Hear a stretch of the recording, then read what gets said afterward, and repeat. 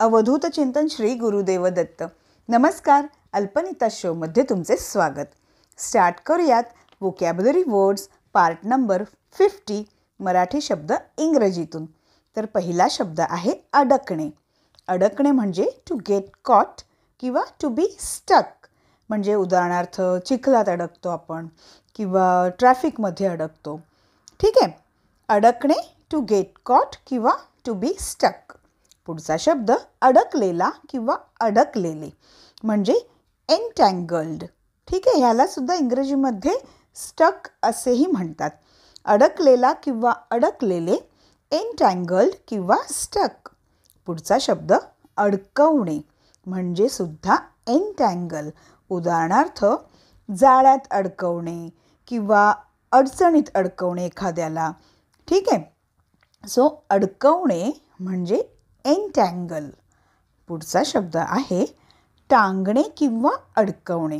एखादी वस्तू आपण टांगतो किंवा अडकवतो. ठीक आहे. सो त्याला म्हणतात टू हँग. टांगणे किंवा अडकवणे टू हँग. पुढचा शब्द आहे चढवणे म्हणजे टू रेज. चढवणे टू रेज.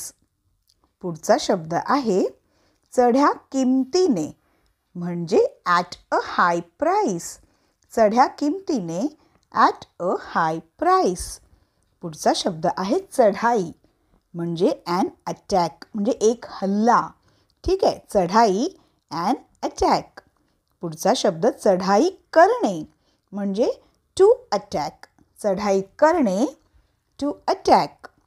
पुढचा शब्द आहे चढा ओढ किंवा शर्यत म्हणजे रेस किंवा कॉम्पिटिशन. चढा ओढ किंवा शर्यत म्हणजे काय? रेस किंवा कॉम्पिटिशन. पुढचा शब्द घेऊयात स्पर्धेत किंवा शर्यतीत म्हणजे इन कॉम्पिटिशन किंवा इन रेस. स्पर्धेत किंवा शर्यतीत म्हणजे इन कॉम्पिटिशन किंवा इन रेस. पुढचा शब्द जेवण म्हणजे अ मील. जेवण अ मील. नेक्स्ट घेऊयात जेवण खाण किंवा जेवण म्हणजे डायनिंग. ठीक आहे. जेवण खाण किंवा जेवण डायनिंग.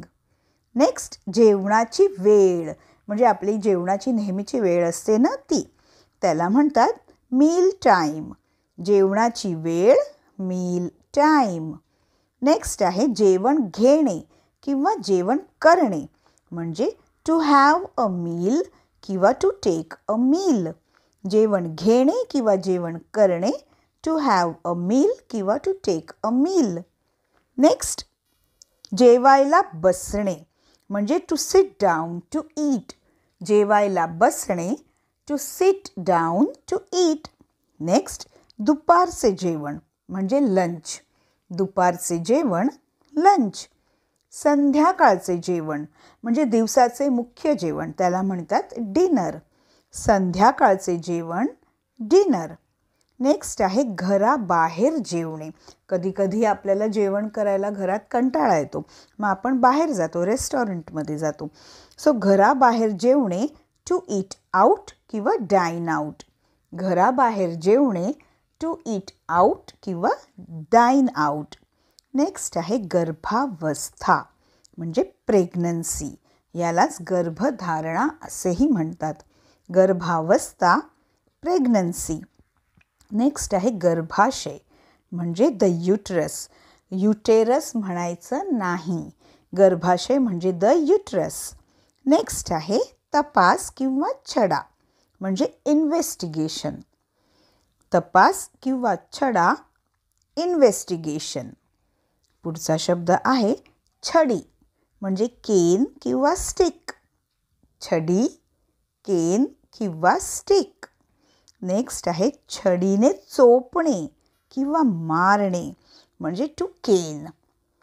छडीने चोपणे किंवा छडीने मारणे टू केन.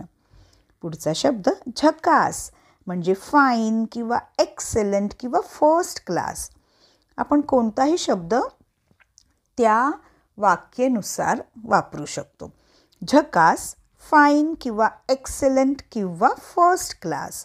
पुढचा शब्द झगमगणे किंवा झगझगाट म्हणजे ग्लिटर.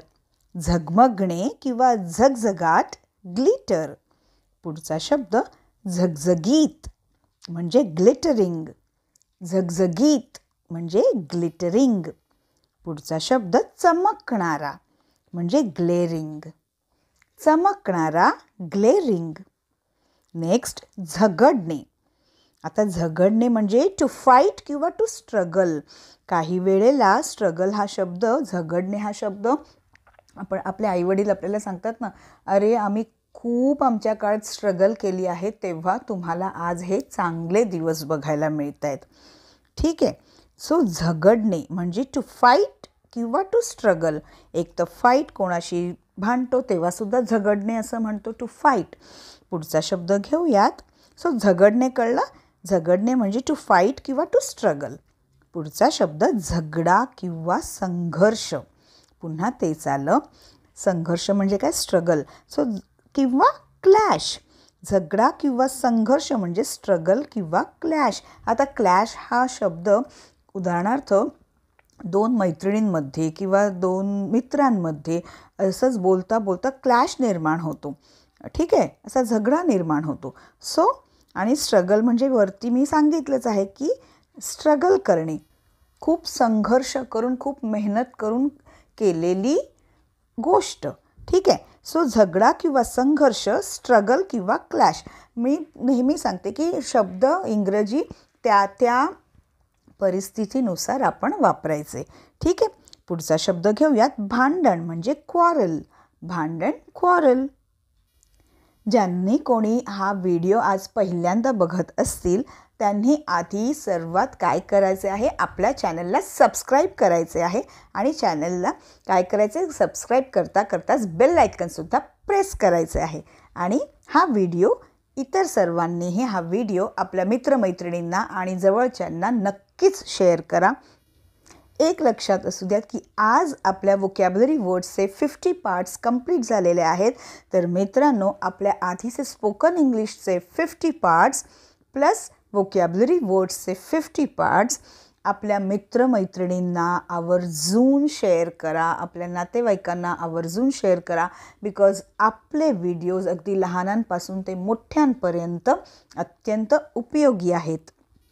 चला तर आता वेळ झालेली आहे एक रॅपिड फायर राऊंडची, म्हणजेच उजळणीची. तर स्टार्ट करूयात. अडकणे, टू गेट कॉट. अडकलेला किंवा अडकलेले, एन्टँगल्ड. अडकवणे, पुन्हा एन्टँगल. टांगणे किंवा अडकवणे, टू हँग. चढवणे, टू रेज. चढ्या किमतीने, ॲट अ हाय प्राईस. चढाई, ॲन अटॅक. चढाई करणे, टू अटॅक. चढाओढ किंवा शर्यत, रेस किंवा कॉम्पिटिशन. स्पर्धेत किंवा शर्यतीत, इन कॉम्पिटिशन किंवा इन रेस. जेवण, अ मील. जेवण खाण किंवा जेवण, डायनिंग. जेवणाची वेळ, मील टाईम. जेवण घेणे किंवा जेवण करणे, टू हॅव अ मील किंवा टू टेक अ मील. जेवायला बसणे, to sit down to eat. दुपारचे जेवण, लंच. संध्याकाळचे जेवण, डिनर.